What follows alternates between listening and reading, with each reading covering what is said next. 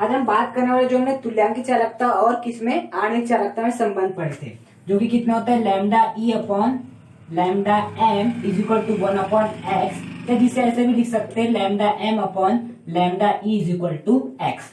ये संबंध पढ़े थे, उसके ऊपर किस प्रकार से क्वेश्चन आते हैं आपके यहाँ। देखो जैसे कि आपको क्या कर देगा, वो लैम्डा एम इंफिनिटी किसका, lambda M infinity CH3COO minus का मान दे देगा, जो कि कितना दे देगा, वो 100 दे देगा। उसी प्रकार से लैम्डा एम इंफिनिटी यानी कि अनंत आणविक चालकता का मान दे देगा। इसे हम कब पढ़े थे, जब हमने कॉलोश का नियम पढ़े थे।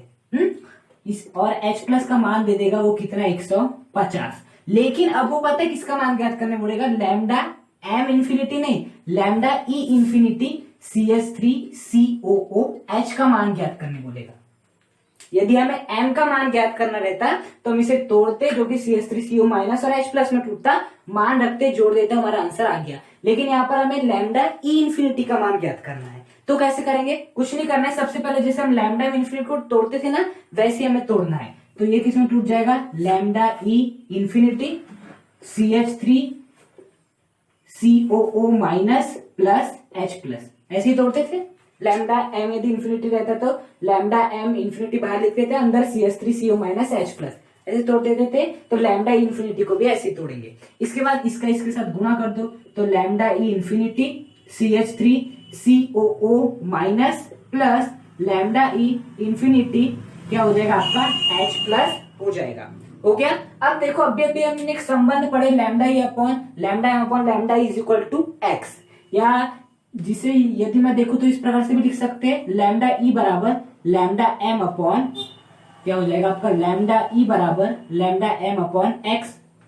क्या कर दूंगा मैं, इस एक्स को यहां भेज दूंगा, लैम्डा ई को यहां भेज दूंगा, तो लैम्डा ई बराबर कितना हो जाएगा आपका, लैम्डा अपॉन एक्स। मैंने एक्स को बस यहां भेजो तो लैम्डा अपॉन एक्स, इसके बराबर हो जाएगा, लैम्डा ई के बराबर हो जाएगा। तो देखो यहां से यदि मुझे लैम्डा ई इंफिनिटी की वैल्यू निकालना हो तो मैं क्या करूंगा, कुछ नहीं करूंगा, लैम्डा एम इंफिनिटी, क्योंकि देखो लैम्डा ई का मान कितना होता है, लैम्डा एम अपॉन एक्स, तो मैं क्या कर दूंगा, लैम्डा ई इंफिनिटी के स्थान पर lambda M infinity CH3COO minus, और किसका भाग लगा दूंगा, एक्स का भाग लगा दूंगा, लगा दिया।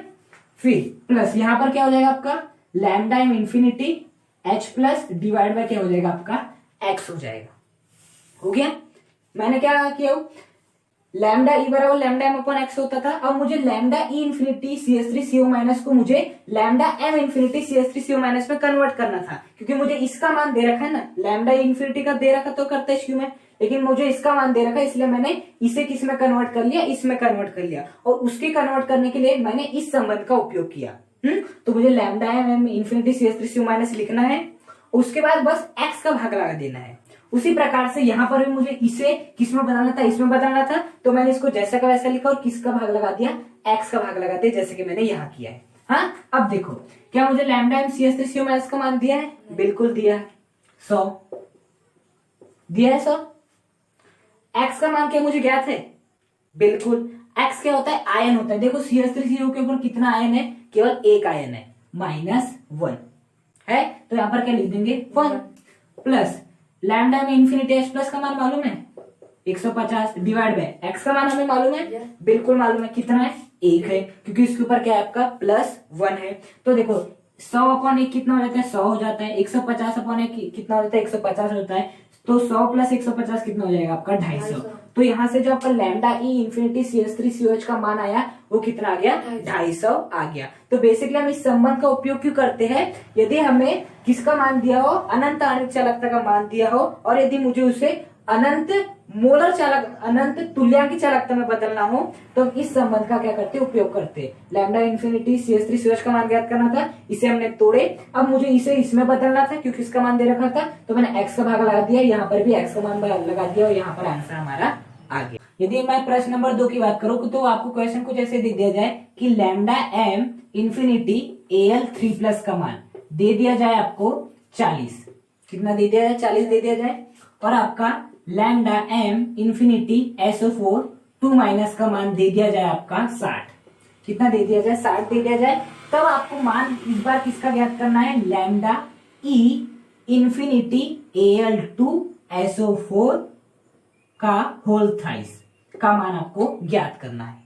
मतलब आपको lambda M infinity AL3 plus की वैल्यू दी है, इसकी वैल्यू दी है, और आपको ज्ञात करना लैम्डा इन्फिनिटी AL2SO4 का होल थ्राइस। इस क्वेश्चन को समझाने के लिए ना मैं लैम्डा ई नहीं लेता, सबसे पहले लैम्डा एम ही लेता हूं, जिससे आपको अच्छे समझ में आएगा। देखो सबसे पहले जो आपका लैम्डा एम इन्फिनिटी है आपका क्या है, AL2SO4 का होल थ्राइस है ये आपका। तो देखो सबसे पहले तो मुझे जानना है कि जो AL2SO4 है वो किन भागों में टूटता है। तो ये टूटता है आपके 2AL3 plus plus 3SO4 2 minus, ये आपको याद ही रखना है।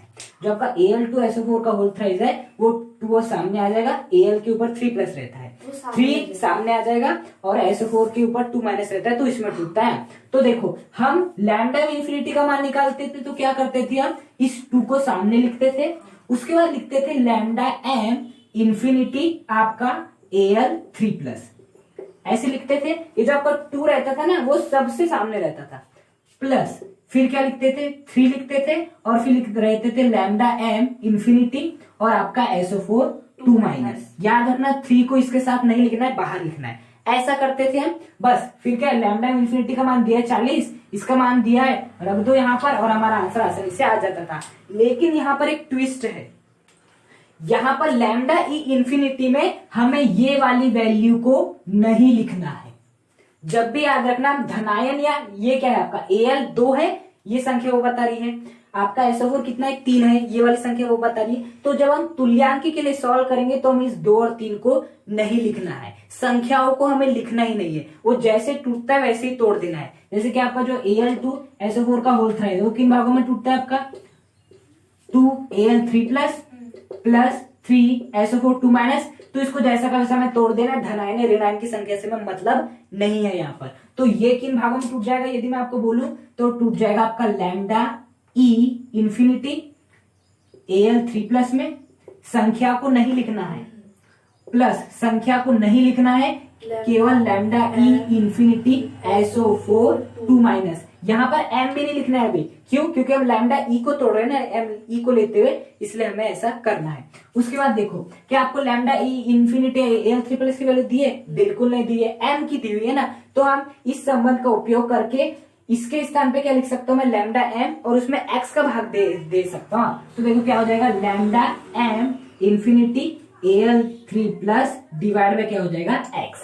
इसको मैं क्या लिख सकता हूं, ये लिखूंगा और एक्स का भाग लगा दूंगा, प्लस इसे भी मैं यहां से लिखूंगा तो lambda M infinity SO4 2 minus divide by X. या फिर इसे ऐसा समझ सकते हैं, या फिर इसे हम ऐसा समझ सकते हैं कि यदि मैं ई के स्थान पे एम लिख दूंगा तो मुझे बस एक्स का भाग लगा देना है, ई के स्थान पे एम लिख दूंगा तो बस मुझे एक्स का भाग लगा देना है। अब सॉल्व कर लेना है, lambda M infinity AL3 plus की वैल्यू कितनी दी है 40 बटा, अब बताओ एक्स का मान कितना है। एक्स का मान यहाँ पर 3 है, क्योंकि देखो एक्स के ऊपर आवेश कितना है 3 है, तो यहाँ पर क्या आ जाएगा 3 plus lambda M infinity SO4 2 minus की वैल्यू 60 है, डिवाइड बाय एक्स का मान कितना है आपका 2 है, क्योंकि यहाँ आयन कितने आपके 2 है। तो कितना हो जाएगा, देखो 40 बटा 3 कितना हो जाएगा आपका, 3 एकम 3 बच जाएगा 1, तो हो जाएगा आपका 3 तिया 9, फिर बच जाएंगे दशमलव लगा देंगे, 3 तिया 9 इस प्रकार से चलता रहेगा। तो क्या कर देंगे 13.34, क्योंकि रोक देंगे वो कर लेते हैं। फिर 2 का भाग देंगे 60 में, कितना आ जाएगा 30। तो अब क्या कर देंगे, दोनों को जोड़ देंगे, 30 प्लस 13 कितना हो जाएगा आपका 43.34। तो ये मान आ जाएगा लैम्डा ई इन्फिनिटी AL2SO4 का होता है। एक बात यहाँ से हमें क्या सीखने मिली कि हमें इन नंबर्स को नहीं लिखना है यदि हम ई की बात कर रहे हैं। एम की बात करें तो लिखना पड़ेगा, यदि नहीं लिखोगे तो पूरा आंसर गलत आएगा। यदि ई की बात करें तो हमें नंबर नहीं लिखना है।